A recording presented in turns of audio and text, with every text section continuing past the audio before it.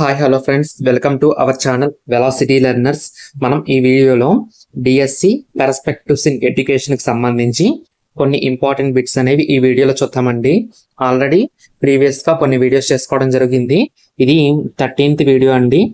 ఓకేనా, వీడియోలోకి అయితే వెళ్దాం. ఈ రోజు సెషన్ లో మన ఫస్ట్ బిట్ సమాచార హక్కు చట్టంలోని షెడ్యూల్ 1. సో మనం ఆల్రెడీ డిస్కస్ చేసాం. సమాచార హక్కు చట్టంలో 2 షెడ్యూల్ ఉంటాయని. అయితే షెడ్యూల్ 1 దేని గురించి తెలియజేస్తుంది అని చెప్పేసి అడిగారు అనమాట. సో కరెక్ట్ ఆన్సర్ కామెంట్ చేయండి.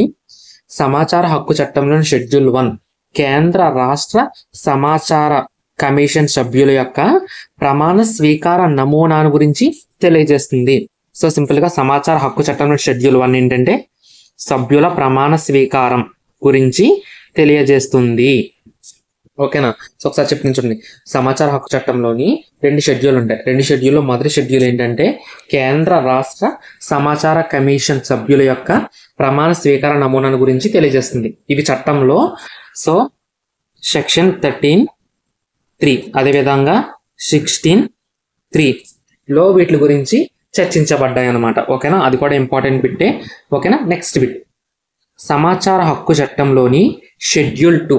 సమాచార హక్కు చట్టంలో షెడ్యూల్ 2 దేని గురించి తెలియజేస్తుంది? సో కరెక్ట్ ఆన్సర్ని కామెంట్ చేయండి. సో మనం చూసుకున్నట్టయితే సమాచార హక్కు చట్టంలోని షెడ్యూల్ 2 ఏంటంటే కేంద్ర ప్రభుత్వం నెలకొల్పిన భద్రతా సంస్థల సంఖ్య 18. సో వాటి గురించి తెలియజేస్తుంది అనమాట. ఈ బిట్కి సరైన సమాధానం ఆప్షన్ బి. ఓకేనా, సమాచార హక్కు చట్టంలోని షెడ్యూల్ 2 దేన్ని తెలియజేస్తుంది అంటే కేంద్ర ప్రభుత్వం నెలకొల్పిన భద్రతా సంస్థల సంఖ్య 18ని తెలియజేస్తుంది. ఓకేనా, ఈ అంశాలు అనేవి సెక్షన్ 24లో చర్చించబడ్డాయి. అంటే భద్రతా సంస్థలకు సంబంధించి సెక్షన్ 24లో డిస్కస్ చేయబడ్డాయని చెప్పేసి చెప్తున్నారు. ఓకే, నెక్స్ట్ బిట్ కేంద్ర రాష్ట్ర సమాచార కమిషన్ సభ్యుల ప్రమాణ స్వీకార నమూనా చట్టంలోని ఏ సెక్షన్లో చర్చించబడ్డాయి? ఇప్పుడే చెప్పుకున్నాం. సో కేంద్ర రాష్ట్ర సమాచార కమిషన్ సభ్యుల ప్రమాణ స్వీకార నమూనా అంటే షెడ్యూల్ 1. ఓకేనా, ఈ షెడ్యూల్ 1 చట్టంలోని ఏ సెక్షన్లో చర్చించబడ్డాయి అంటే సో కేంద్ర సమాచార కమిషన్ సభ్యులైతే 13(3). ఓకేనా, అదే రాష్ట్ర సమాచార కమిషన్ సభ్యుల ప్రమాణ స్వీకారానికి సంబంధించిన నమూనా అయితే సెక్షన్ 16(3). సో ఇదనమాట. ఈ బిట్టికి సరైన సమాధానం ఆప్షన్ ఏ. కేంద్ర రాష్ట్ర సమాచార కమిషన్ సభ్యుల ప్రమాణ స్వీకారం నమూనా చట్టంలోని ఏ సెక్షన్లో చర్చించబడ్డాయి అంటే 13(3), 16(3). Option A is the correct answer. Okay, next bit ఈ రాష్ట్రంలో ప్రభుత్వానికి వ్యతిరేకంగా చేసిన ఉద్యమ నినాదం హమారా పైసా హమారా హిసాబ్, డబ్బు మాది లెక్క మాకు తెలియాలి సమాచార హక్కు చట్టానికి ఒక పునాదిగా చెప్పవచ్చు. అంటే ఏ రాష్ట్రంలో జరిగిన వ్యతిరేక ఉద్యమం, ఆ ఉద్యమ నినాదం ఏంటంటే హమారా పైసా హమారా హిసాబ్ అనేది సమాచార హక్కు చట్టానికి ఒక పునాదిగా చెప్పవచ్చు. అంటే సో రాజస్థాన్ అమ్మ. ఈ బిట్టికి సరైన సమాధానం ఆప్షన్ 4. రాజస్థాన్ రాష్ట్రంలో ప్రభుత్వానికి వ్యతిరేకంగా చేసిన ఉద్యమ నినాదం హమారా పైసా హమారా హిసాబ్, అంటే డబ్బు మాది లెక్క మాకు తెలియాలి అని కూలీలు సో ఉద్యమం చేశారన్నమాట. ఆ ఉద్యమమే సమాచార హక్కు చట్టానికి ఒక పునాదిగా చెప్పుకోవచ్చు. ఓకేనా, నెక్స్ట్ బిట్ ఏ దేశంలో సమాచారం అడిగిన వెంటనే ఇవ్వాలి? సో సమాచారాన్ని అడిగిన వెంటనే ఇవ్వాలి ఏ దేశం అంటే స్వీడన్ కాబట్టి సమాచారం అడిగిన వెంటనే స్పీడ్గా ఇవ్వాలి. ఓకేనా, స్వీడన్. ఏ దేశంలో సమాచారం అడిగిన వెంటనే ఇవ్వాలంటే స్వీడన్లో. ఓకేనా, నెక్స్ట్ బిట్ సమాచార హక్కు చట్టానికి సంబంధించని అంశం. అంటే ఇక్కడ ఇచ్చిన ఆప్షన్స్ లో సమాచార హక్కు చట్టానికి సంబంధించని అంశం ఏంటి అని చెప్పేసి అడుగుతున్నారు.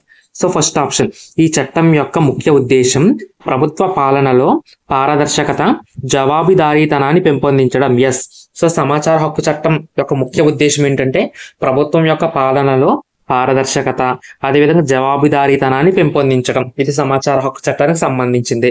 నెక్స్ట్ ఆప్షన్ 2 ఈ చట్టంలో 6 అధ్యాయాలు 31 సెక్షన్లు 2 షెడ్యూల్లో ఉన్నాయి. ఎస్, సమాచార హక్కు చట్టంలో మనకి 6 అధ్యాయాలు 31 సెక్షన్లు 2 షెడ్యూల్లో ఉన్నాయి. ఓకేనా, నెక్స్ట్ ఆప్షన్ 3 ఈ చట్టం June 15, 2005 అమల్లోకి వచ్చింది అన్నారు. సో యాక్చువల్గా మనకి సమాచార హక్కు చట్టం ఎప్పుడు అమల్లోకి వచ్చింది అంటే October 12, 2005 నుంచి అమల్లోకి వచ్చింది. ఓకేనా, కాబట్టి ఈ స్టేట్మెంట్ అనేది రాంగ్. సో ఈ బిట్టికి సరికానిది అన్నాడు కాబట్టి ఈ బిట్టికి సరైన సమాధానం ఆప్షన్ 3 అవుతుంది అనమాట. ఓకేనా, నెక్స్ట్ ఆప్షన్ కూడా ఒకసారి చూద్దాం.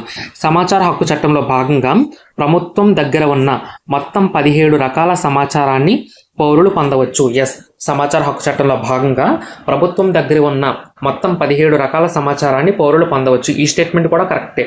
సో ఇక్కడ మనకి సరికానిది అన్నాడు కాబట్టి ఆప్షన్ 3 అనేది ఈ బిట్కి సరైన సమాధానం. Okay, next bit. భారత రాజ్యాంగంలో సమాచార హక్కును అంతర్గతంగా తెలిపే ఆర్టికల్. భారత రాజ్యాంగంలో సమాచార హక్కును అంతర్గతంగా తెలిపే ఆర్టికల్. సో కరెక్ట్ ఆన్సర్ తెలిసినట్టయితే కామెంట్ చేయండి. చాలా చాలా ఇంపార్టెంట్ బిట్, ఈసారి అడుగుతానికి అవకాశం ఉన్న బిట్. భారత రాజ్యాంగంలో సమాచార హక్కును అంతర్గతంగా తెలిపే ఆర్టికల్ 19(1) సబ్ క్లాస్ ఏ. ఓకేనా, సో ఈ బిట్కి సరైన సమాధానం ఆప్షన్ 3 అనమాట. ఓకేనమ్మా, నెక్స్ట్ బిట్. సో ఈ చట్టం ఏర్పడిన తర్వాత, అంటే సమాచార హక్కు చట్టం అనేది ఏర్పడిన తర్వాత స్వేచ్ఛా చట్టం, ఏ స్వేచ్ఛా చట్టం? సమాచార స్వేచ్ఛా చట్టం 2002 రద్దవుతుంది అని తెలిపే ఆర్టికల్. ఓకేనా, సమాచార హక్కు చట్టం ఏర్పడిన తర్వాత సమాచార స్వేచ్ఛా చట్టం 2002 రద్దవుతుంది అని తెలిపే సెక్షన్ ఏమిటి అంటే సెక్షన్ 31. ఓకేనా, option 1 is the correct answer. ఈ బిట్ కూడా చాలా చాలా ఇంపార్టెంట్. ఓకేనా, నెక్స్ట్ బిట్. సమాచారంను పొందే వ్యక్తులను బెదిరింపుల నుండి కాపాడుకోవడానికి ఏర్పాటైన చట్టం. ఓకేనా, సమాచారం పొందే వ్యక్తులను బెదిరింపుల నుండి కాపాడుకోవడానికి ఏర్పాటైన చట్టం. సో ఆప్షన్ 1 ఆర్టీఐ కార్యకర్తల పరిరక్షణ చట్టం. ఆప్షన్ 2 విజిల్ బ్లోయర్స్ రక్షణ చట్టం 2004. ఆప్షన్ 3 1 and 2 సరైనవే. ఆప్షన్ 4 పైవేవి కావు. సరైన సమాధానాన్ని కామెంట్ చేయండి ఫ్రెండ్స్. సో సమాచారంను పొందే వ్యక్తులను బెదిరింపుల నుండి కాపాడుకోవడానికి ఏర్పాటైన చట్టం ఏమిటి అంటే విజిల్ బ్లోయర్స్ రక్షణ చట్టం 2014. ఓకేనే, కాకపోతే ఇక్కడ ఏమని ఇచ్చారు? 2004 అని ఇచ్చారు కాబట్టి ఈ బిట్ ఆప్షన్ 2 అనేది రాంగ్. సో మనకి విజిల్ బ్లోయర్స్ రక్షణ చట్టం 2014ని ఏమంటారంటే ఆర్టీఐ కార్యకర్తల పరిరక్షణ చట్టం అని కూడా పిలుస్తారన్నమాట. కాబట్టి ఈ బిట్కి సరైన సమాధానం ఆప్షన్ 1. ఓకేనా, యాక్చువల్గా చాలామంది బిట్టికి ఆప్షన్ 3 కామెంట్ చేస్తుంటారు నాకు తెలిసినంత వరకు. ఎందుకంటే ఇయర్ కన్ఫ్యూజన్ అనమాట. విజిల్ బ్లోయర్స్ రక్షణ చట్టం 2014, దీన్నే ఆర్టీఐ కార్యకర్తల పరిరక్షణ చట్టం అని కూడా అంటారు. సో ఈ చట్టం యొక్క ఉద్దేశం ఏంటంటే సమాచారం పొందే వ్యక్తులను బెదిరింపుల నుండి కాపాడుకోవడానికి ఏర్పాటైన చట్టం అనమాట. ఓకేనా, గమనించగలరు. Okay, next bit. సమాచార కమిషన్ విధులకు సంబంధించి సరికాని దాన్ని గుర్తించండి. సమాచార కమిషన్ విధులకు సంబంధించి సరికాని దాన్ని గుర్తించమంటున్నాడు. ఓకేనా, ఆప్షన్స్ చూద్దాం.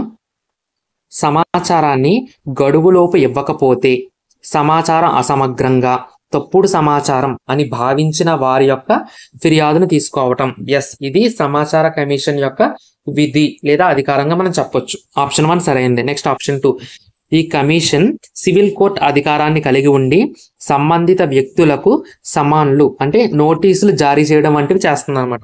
ఎస్, మనకి సమాచార కమిషన్ అనేది సివిల్ కోర్ట్ అధికారాన్ని కలిగి ఉండి సంబంధిత వ్యక్తులకు నోటీసులు జారీ చేయడం, సాక్ష్యం తీసుకోవడం, డాక్యుమెంట్ల తనిఖీ, ఏ కోర్టు నుండి అయినా కాపీ తీసుకోవడం వంటిది చేస్తుంది అనమాట.